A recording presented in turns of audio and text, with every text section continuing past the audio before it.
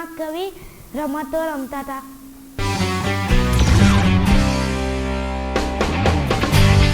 અમે તો પહેલાં તો બધી જુદી જુદી એક કોચામણી આવતી હતી, એ કોચામણીએ રમ્યો છું. પછી નાગોલચું રમ્યા છીએ.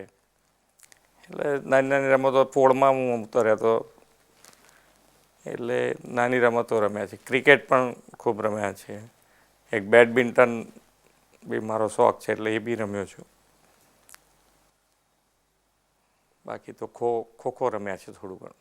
કબડ્ડી નથી રમ્યો, કારણ કે મને ટાંટિયા ખેંચવાનું ફાવતું નથી.